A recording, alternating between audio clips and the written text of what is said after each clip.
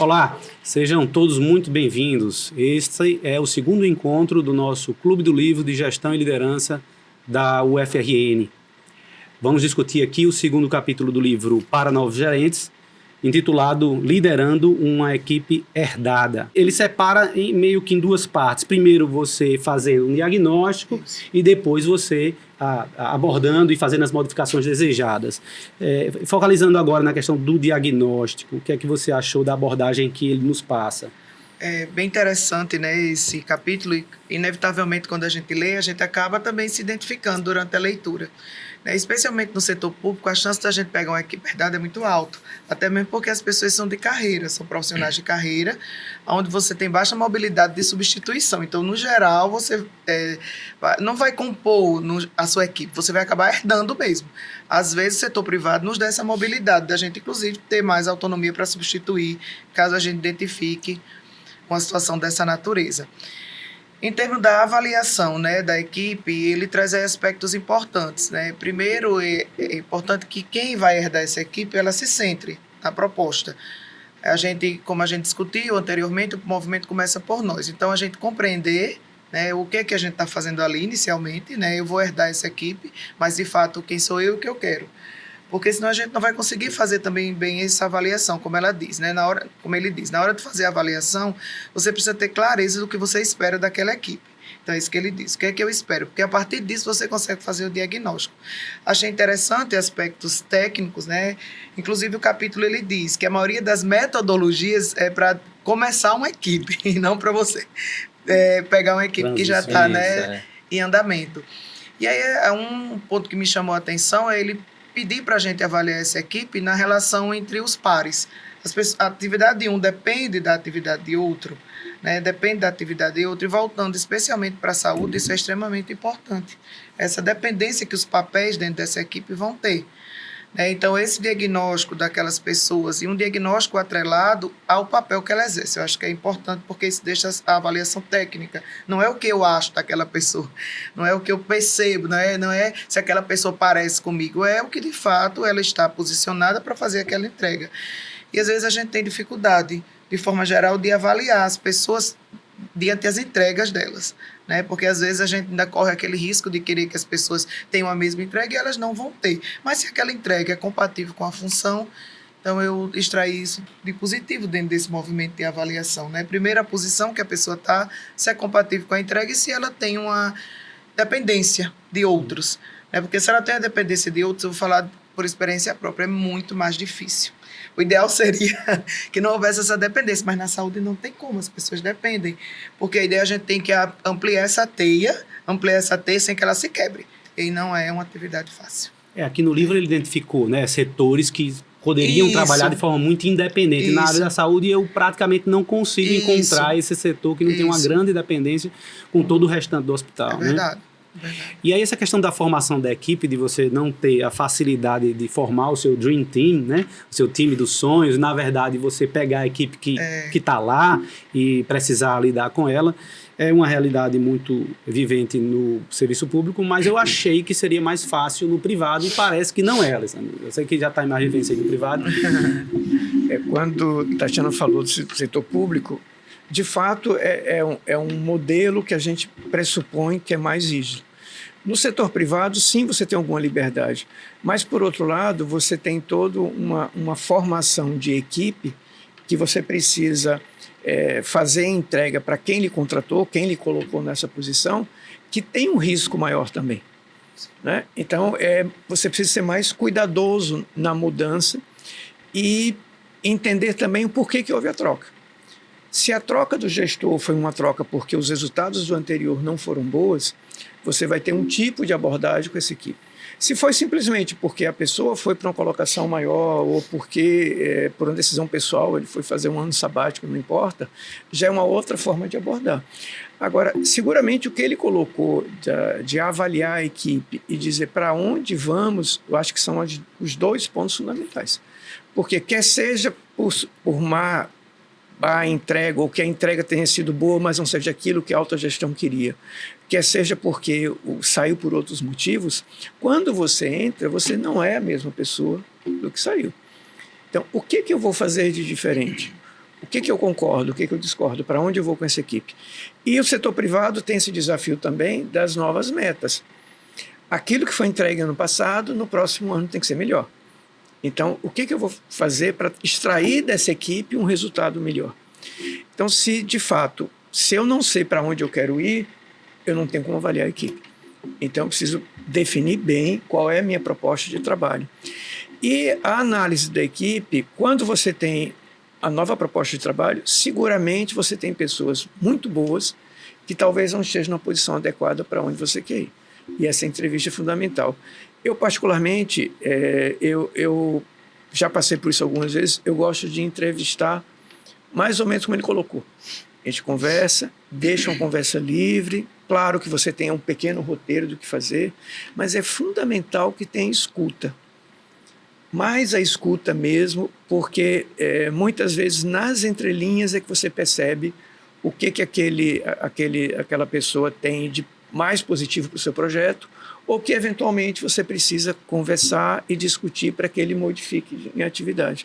Então, assim, mesmo sendo setores distintos, eles têm desafios que acabam sendo muito parecidos. Excetuando a possibilidade de demitir ou não, o resto é muito parecido.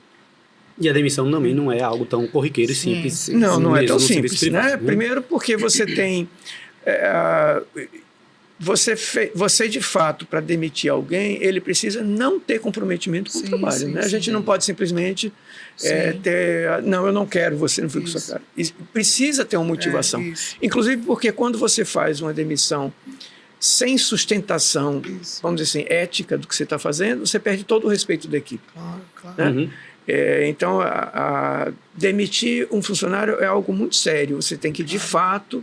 Está muito bem embasado do porquê, você precisa fazer tentativas de resolução, não conseguiu, vai. Sim. O que não cabe é você ter uma equipe que alguém não produz, não melhora, não modifica, porque aí você começa a comprometer a sua própria posição de gestor daquilo.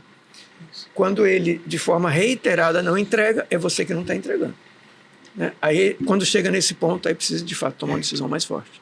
A metodologia de análise, não digo nem metodologia de análise, a forma como ele faz esse diagnóstico é um momento muito crítico, que o gestor está chegando lá numa nova equipe, ele está analisando a equipe, mas também sendo analisado com os olhos mais críticos possíveis, no geral, né?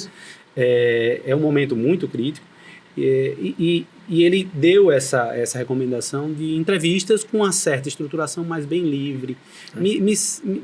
Eu senti falta aqui de algo mais estruturado, né? De algo mais firme. Talvez Daniel, o rapaz dos métodos aí, o mestre em gestão, possa nos dizer, é melhor esse método mais livre, porque eu fico pensando que talvez fique muito, não, eu gostei da sua cara, então você é a pessoa boa aqui, e você eu não gostei tanto, e não está diretamente relacionado à entrega do produto em si, que é o que importa, né?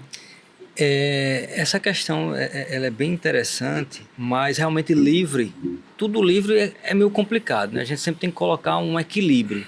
E quando eu estou falando de organizações, eu estou falando de processos de trabalho. Eu estou falando de configurações que já existem. Então, quando eu tenho um profissional novo entrando, né? Ou então eu, como líder, estou herdando uma equipe, que eu achei legal esse título, porque essa é a prática real. É verdade. A gente muito fala, e ele até cita, a Tatiana falou no começo, que a gente tem modelos de como criar uma equipe e tal, mas é balela, a gente não cria equipe do zero, não tem como. A gente vai herdar essa equipe. E aí, quando a gente herda essa equipe, a primeira coisa que a gente tem que entender, e aí falando da avaliação, é como é que eu vejo a pessoa certa no lugar certo para fazer a coisa certa. Então, essa é a grande configuração, que até ele fala na questão de depois que eu avalio, eu vou modelar minha equipe. E aí, quando a gente olha para o aspecto público, aí é que isso evidencia ainda mais, porque eu acho que 99% das vezes eu não tenho como mexer em nenhuma peça. Tenho, mas não tenho e tenho. Por quê? A grande chave é, muitas vezes as pessoas estão nos seus perfis errados. Pega um cara analítico para atender o paciente. Pega um cara que é bem extrovertido, que gosta de comunicação, para fazer relatório. Então, a partir do momento que a gente faz essa avaliação e coloca as pessoas no lugar certo, aí já tem aí 50% da coisa. Em termos de configuração, eu tenho que saber previamente as competências daquele cargo e o que a pessoa precisa ter para aquele cargo. Então, isso já é uma adequação que tira a liberdade. Então, por mais que eu esteja ali numa entrevista de forma livre, mas o tempo todo eu estou conversando de forma empática, tranquila, mas verificando. Ele tem uma boa comunicação? Ele entende de processos organizacionais? Porque dependendo da vaga que eu estou precisando, principalmente na área da saúde, eu vou saber alocar essa pessoa ou então não. Essa pessoa não dá certo para esse local porque ela não tem as competências necessárias. Mas é porque é um mau profissional? Não tem nada a ver com isso. É porque para aquela vaga, para aquele determinado setor ou competência, aquela pessoa de repente não tem. Então, esse é o discernimento que um novo líder, quando está herdando, ele tem que chegar na sua parcimônia, na sua visão holística, vamos dizer assim, entender o contexto, entender principalmente os perfis. Aí sim ele vai adequando dentro da organização. Nessa perspectiva, né, que o Dr. Rodolfo coloca, eu entendo que o entrevistador, né, ele precisa também se preparar dentro dessas competências. Então, a liberdade é o método, né, mas o resultado ele tem que ser alcançado. Então, na hora que eu vou fazer uma entrevista, eu já tenho que previamente me preparar, porque eu tenho que entender o que eu quero extrair daquela pessoa, né, eu elaboro um checklist, geralmente é assim que eu faço também, elaboro, e durante a conversa eu vou tentando extrair aquilo que está ali. Às vezes a pessoa se dispersa, e aí vem a minha função, né, de entrevistador, de direcioná-lo, porque eu preciso sair dali com aquele checklist respondido. Ela tem isso, não tem, não tem. Então, acho que a questão aí da liberdade é mais um método. Ao invés de eu perguntar direcionar, eu posso até contar uma história. Conta uma história da sua vida, né? Me diga como foi, mas a partir do momento eu vou extraindo aquele checklist. Entendo que a entrevista, por mais liberdade que ela possa ter, ela não pode estar desalinhada das competências necessárias para o cargo. Isso. Então, para que a gente não corra esse risco, a gente deve desenvolver um checklist ou outras ferramentas que nos direcione, porque a gente, como qualquer um, também tende a se dispersar durante uma entrevista dessa. Né? Principalmente se a gente vincula com o entrevistado. Me identifiquei com você, com a sua história, vamos conversar aí, eu posso me perder. Então, acho que uma estratégia antes de iniciar, a gente precisa estabelecer, baseado no cargo que você espera, e conduzir a conversa, e cabe a gente ir puxando, sabe? Cabe a gente ir puxando porque a gente tem, né, um resultado aí a ser extraído dessa conversa. Então, o gestor ele já tem na mente todo o arcabouço necessário para o funcionamento do seu setor e, na verdade, ele está só vendo se aquela peça encaixa ou se ela não encaixa. É literalmente isso, se ela encaixa ali naquele momento. E não é se a pessoa é boa ou é ruim, ou se ela é legal ou se não é legal. É só se encaixa e ou se até não essa encaixa. Questão, antes do Alessandro começar, né, eu costumo dizer muito, essa pessoa é muito boa, essa pessoa é muito ruim. Isso não me cabe, né, porque as pessoas costumam julgar, inclusive, por outros aspectos. Afetivos e outros, não me cabe. Na verdade, eu tenho aqui uma roupa e ela precisa vestir. Ou eu arrumo a roupa, sim, ou a pessoa. Então, eu preciso decidir. Ou eu arrumo a roupa do cargo para que essa pessoa encaixe, deixe a roupa mais folgada, ou ter que procurar uma pessoa mais magra. É mais ou menos assim, né? E aí, fazendo essa transição já para a composição da equipe, né? Ele fala da remodelagem da equipe. Ele separa em alguns pontos, eu achei interessante, porque a primeira parte é a composição, que é o que a gente vem falando, é o mais óbvio. Como você vai fazer essa modificação. Mas ele fala em outros passos aqui, que por ser menos falado, talvez valha a pena a gente se dedicar um pouquinho mais de tempo a ele, que seria o alinhamento, depois o modelo de operação e, por fim, a integração. Seria... Então, a remodelagem, depois modo de operação, alinhamento e integração. O que é que a gente poderia aqui falar mais sobre o alinhamento, que seria o segundo tópico nisso daí, né? Esses tópicos, eles na verdade são tópicos naturais, quando se faz herda a equipe, faz essa avaliação. Porque, como eu já tinha colocado antes, quando você chega como gestor, você tem uma nova meta, você tem um novo objetivo, você precisa alinhar a equipe para isso. E aí você precisa ser muito franco e transparente nisso, porque se a equipe não souber, você não conseguir comunicar para a equipe para onde você vai, você não consegue fazer o alinhamento das forças que essa equipe tem. E como colocou bem, Tati bem colocou, quando alguém não se adequa ali, você vai precisar ou mudar a roupa ou mudar a pessoa. E isso faz parte do alinhamento. Você, de repente, você tem um planejamento, em determinada função você quer um perfil, e aquela pessoa traz algumas características que você não tinha pensado, que você acha, não, isso aqui é interessante. Então, no alinhamento, é um alinhamento para a equipe, mas também é um alinhamento seu com essa equipe. Então, a gente consegue direcionar os vetores numa posição só. O outro ponto que eu acho mais importante é de integração. Porque muitas vezes você faz troca de equipes, você formula equipes informais que não tinha antes, e essa equipe nova ela precisa entender por que ela foi formada e por que ela está junto a partir de agora e não estava antes. Ou mesmo quando você tem uma equipe grande, que você tem alguns líderes, como trazer esses líderes para que eles conversem entre si. Porque muitas vezes você encontra uma equipe em que existia uma competição entre eles por determinada função, pela metodologia do antigo gestor, e você precisa modificar isso. Então você precisa alinhá-los com a nova estratégia e você precisa integrá-los de uma forma que aquilo que veio antes não venha atrapalhar isso. E aí vem uma questão interessante da entrevista, que você precisa também conhecer o que aquela pessoa fazia antes na equipe.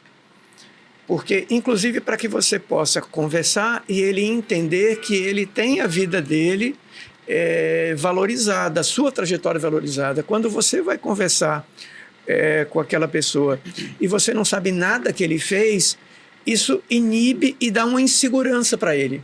Esse cara está querendo alguém e de repente eu talvez não sirva. Legal. Essa questão da integração também tem muito a ver com isso, né? É interessante porque o primeiro passo seria dar os postos, depois deixar bem claro o que fazer, algo em meta mesmo, pelo que eu entendi, né? Parece que é isso, né? Olha, a gente está aqui para um fim, e tem muito do que o Tati estava falando, né? Não é porque eu gosto de você, não é por nada, é porque a gente está aqui por um fim, então deixar bem claro para todo mundo, é isso mesmo, o que é que a gente vai fazer. E por fim, a integração seria o modus operandi de como a gente agora, como equipe, vai lidar no dia a dia. E às vezes é difícil, a gente tem sentido isso, às vezes, lá no serviço público. Eu não sinto tanto no serviço privado, embora tenha, né? Que seriam as rusgas, né? As brigas, os desalinhamentos do dia a dia. Pelo que eu entendi, é isso mesmo, né, Daniel? E você pode nos falar algo sobre isso? Uma vez herdando essa equipe, como o doutor está falando, a gente tem que dizer o que vamos fazer, né? Como eu falo, o que, o porquê, o como e quem. Isso é a premissa básica do que a equipe tem que fazer. Então, essa é a visão, a clareza da coisa, que aí às vezes falta muito isso. Você percebe que às vezes você tem uma equipe ali e aí um gestor espera um certo comando, alguma coisa assim, mas ele não direciona. Não dá clareza, temos que chegar nesse ponto, através dessa estratégia, com essa técnica aqui. Então, aí, uma vez dando essa clareza, é claro que aí passa para a parte de operação. Como é que eu vou operar? Se eu já tenho o direcionamento, tenho a clareza. E uma coisa interessante que eu vou colocar um ponto específico já do livro, é que ele fala que quando a gente vai alinhar ou vai operacionar as coisas, a gente, principalmente gestor, todo o tempo ele está em reuniões, né? E ele fala 3 tipos de reuniões aqui interessantes. Legal, ele fala, uma reunião, a gente tem a reunião estratégica, a gente tem a reunião operacional e a reunião que ele chama é formativa. Então, o que acontece muitas vezes? Qual é o erro? Eu misturo as reuniões. Eu estou aqui, eu reúno minha equipe para falar de estratégia, já estou mexendo no operacional, eu então falo de uma crise que aconteceu. Então, eu falo, quando a gente fala de... na operação, ele disse, não, mas a gente não devia estar fazendo isso, a gente deveria estar seguindo outra rotina, buscando outra meta, misturando o estratégico com o operacional. Porque o estratégia ele envolve muito mais tempo e muito mais conceitual, para dar justamente ao longo prazo. E o operacional, como dizia Peter Drucker, a rotina come a estratégia. Ela acaba com todos aqueles planos de longo prazo. E o outro ponto que ele fala da reunião formativa, que é a reunião emergencial, de crise, aconteceu algo bem impactante. Então, uma coisa que a gente está, como gestor, e está entrando na organização, a primeira coisa que a gente tem que entender é que tem que separar essa comunicação com os profissionais, com os nossos colaboradores. Quando for falar de estratégia, você fala de estratégia, quando falar de operação, você fala de operação. Se misturar, vira bagunça e aí dá tudo errado. Legal, Daniel. Muito obrigado. Obrigado, Alessandro. Obrigado, Tati. Hoje nós falamos, então, sobre os desafios de liderar uma equipe herdada, da importância de fazer um bom diagnóstico de equipe, direcionar o que a equipe deve entregar e como promover essas mudanças. No próximo encontro, No próximo episódio, a gente vai falar então do terceiro capítulo do livro, Salvando os Gestores Inexperientes deles mesmos. Até lá!